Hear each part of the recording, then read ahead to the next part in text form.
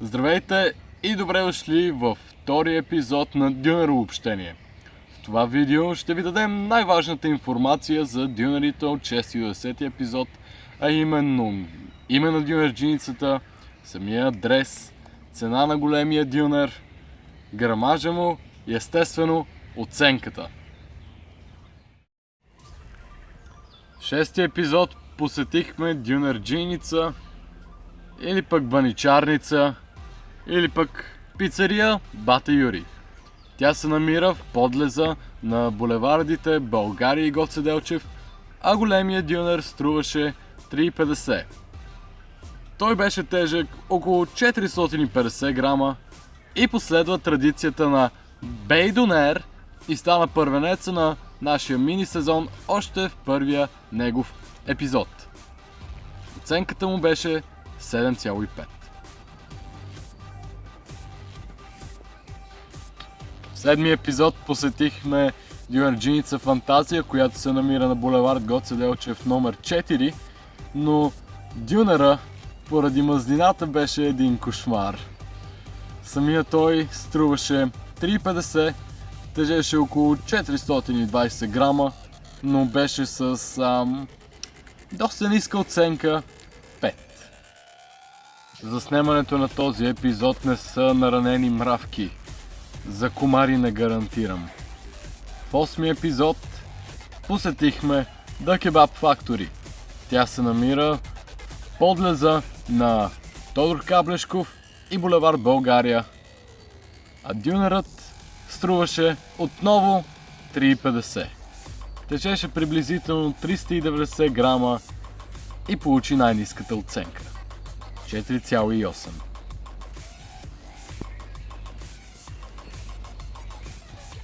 Девети епизод посетихме втората най-висока по оценка дюнерджиница за този мини сезон, а именно Църпър, която се намира на Тодор Каблешков номер 23. Дюнерът беше най-евтин 3,30. Тежеше колкото този на Фантазия, без мазнината 420 грама и получи, както казах по-рано, втората по височина оценка 6,7.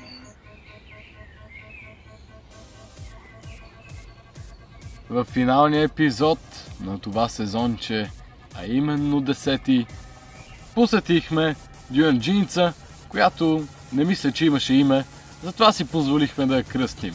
Край пазарския шеф.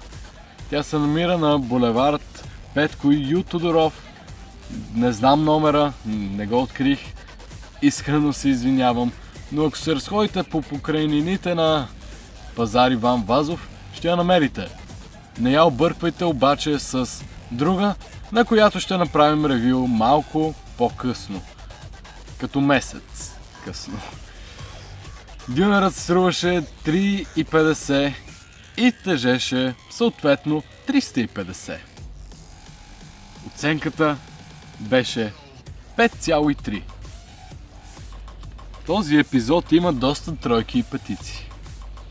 С Фрост много ви благодарим за вниманието и ви каним да подострите очи и уши за 11 епизод.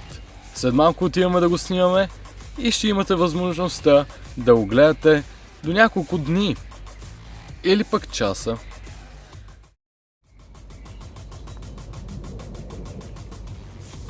Намерих си нов приятел.